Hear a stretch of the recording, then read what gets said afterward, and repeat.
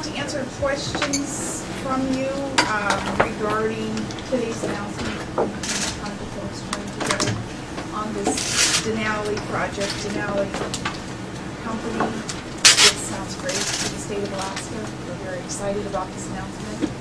I look forward to this afternoon hearing details from Conoco and BP with officials to hear the details. We look forward to the progress that they'll be able to show us on this project. It's, I think this further proves the competition does work, that a GIA being built on competition and ultimately allowing choices for Alaskans, the resource owners, how we can finally commercialize its gas. One of our slope that we've been talking about and dreaming about for 15 years. This is going to be progress, we believe. So, having spoken earlier this morning with Mr. Bowles and Mr. Suttles, and getting that clarification, because we've been movers with this and getting clarification initially what the project looks like. We're very excited about it. Anticipate that with more details forthcoming that we can share with all of you. This is going to be good for Alaska. Bottom line too is that, you know, I know people are sick of you talking about this little blue book, but our Constitution promising that it would be the policy of the state to encourage the settlement of its land and the development of its resources by making them available for the maximum use consistent with the public interest. All of this, making the resources available for the maximum benefit of the people of Alaska. Whichever project gets us there first in Alaska's best interest is what we'll be supporting. Does this change anything for the special session or May 19th? No, May 19th, that is our schedule to, of course, produce the findings that we have for the lawmakers and for Alaskans. We're on schedule. We'll stay with that schedule to complete the evaluation. A decision certainly has not been made yet on TransCanada, but by May 19th, we will have the findings to be reviewed. ConocoPhillips or BP folks, ask you anything related to you? No. No. But again, this afternoon, I'll be speaking with other officials from the companies, and we'll talk more about that. Will it be just BP and ConocoPhillips or else something? Exxon at this point isn't part of Denali, which, you know, there's a lot of people in Alaska who are probably very pleased with that. And in fact, you know, the sentiment shared by a lot of Alaskans is that, you know, Exxon, don't let the door hit you in the stern on the way out if you choose not to participate in progressive development of Alaska's resources. That sentiment that's out there, I think, with the announcement this morning that this is BP and Conoco together, is probably making some folks even more encouraged. What about special session? Still a need for that, we believe, because May 19th, when we have those findings that we anticipate needing action on by the lawmakers, that June 3rd special session, we're still on schedule for that, and we believe at this point that it's still necessary. But they only need to act if there's a determination to issue the license. And do you think Alaskans will support spending $500 million for a project like BP and Conoco? Well, again, the devil's in the details. You know, we need to find out. And at first blush, that sounds wonderful that BP and Conoco and Denali are not asking for a state inducement like that in terms of cash to get towards the FERC certificate. But, you know, we have to know what's the bigger picture here. What is the ask of the state? Would it result in billions and billions of dollars at the end of the day that would not be a benefit to the state of Alaska, but would instead be essentially given to the companies? We have to see if those trade-offs are there. Not yet, again this afternoon, but in terms of details, it was that they'd be spending $600 million towards the open season in 2010. It sounds like their timeline is pretty much coinciding with the timeline that we would like to see with whichever project would move forward. ConocoPhillips with BP have talked about other equity partners. Intermediate and one of the ones they're looking at is Transcanada.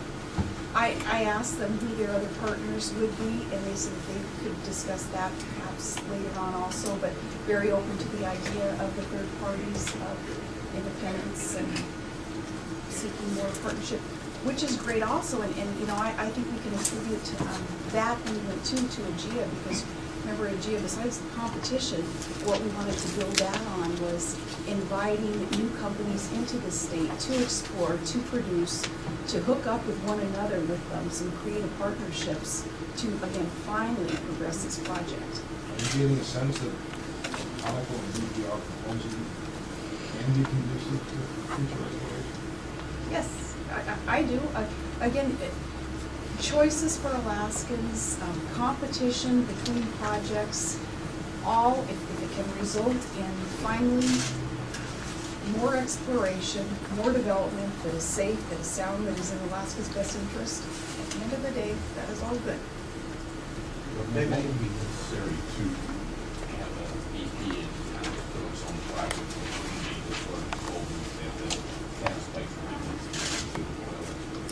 Thankfully, we've learned a lot of lessons in the past 30+ years of the way that TAPS was set up, and we can plug in the answers that we've sought and received in terms of kind of what could have been done better with TAPS. Jill, do you want to talk about tariffs there and our discussion on that this morning? Sure. Some of the fundamental commercial terms that the pipeline will operate under, you know, those aren't items that you see everywhere in the press release or in the PowerPoint presentation we made available. There's going to be some of the questions we'll ask them this afternoon. But I think you can go back to the 20 must-haves under AGEA and just take a look at the things that we built in that were designed to protect the state's interests in terms of the lowest possible tariff and opportunities for expansion. When we talk about the tariffs, also when we talk about, no doubt, the fiscal certainty that the companies would be seeking, what our administration can guarantee is that this go around with discussion with TransCanada, discussion with ConocoPhillips and BP, now with the Denali project, with all of our discussions on how to progress this project, there will not be the secret closed-door negotiations outside of the public or the legislature's purview. That's our commitment, and we want to make sure that everybody knows where the state's headed with this. The comment was made this morning about Alaska bringing a lot to the table. We're talking concerning operators, investors, and so forth, third parties. And it's a question of, is Alaska interested in an equity share? Is this something that you would be even interested in pursuing with them? That's something that we'll discuss with them. Yeah, it is intriguing. It's interesting. I think there are a lot of Alaskans who are very interested in that. You know, it's going to be how the state's balance sheet is considered, but that's going to be one of the intricacies that have to be addressed, I'm sure, real soon.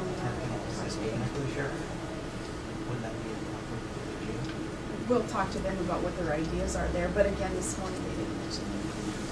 So is this now part of your determination on TransCanada's project? I mean, I know it's outside of AGEA, but it certainly needs to be considered. What did you think?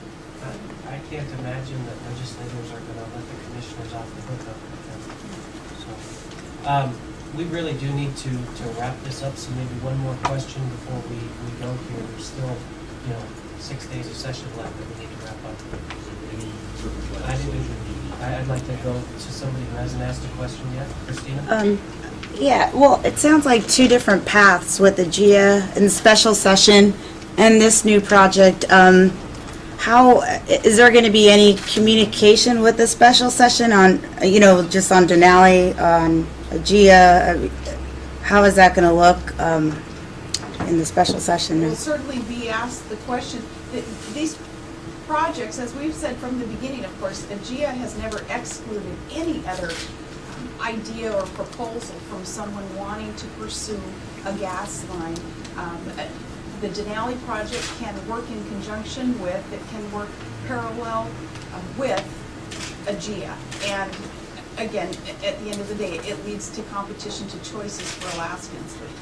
But in relation to the special session. Well, you know, the schedule that's been laid out for the findings to be complete and a special session to be held on June 3rd was laid out for planning purposes. We have every reason to believe that that schedule is going to be maintained, but until a decision is made on whether or not to recommend awarding a license, you know, what follows from there and what actions would be necessary after that decision is made on the 19th, you know, sort of depends on the decision.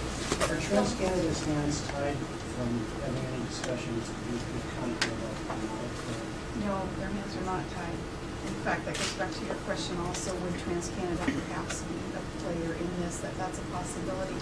I want to make the point too that this, you know, we wanted to make sure that this doesn't become any kind of issue regarding who gets credit for what, but if anybody gets credit for anything, I think it's Alaska's lawmakers for understanding that Alaska has a list of parameters, a list of must-haves that have to be met. They recognize that, they acknowledged it via that vehicle called AGEA. They did not cave last time to demands of an administration and of the producers. They changed the playing field here, and I believe that is what has allowed the companies to get off the dime, to start working towards commercializing our gas, and I think credit is due to lawmakers.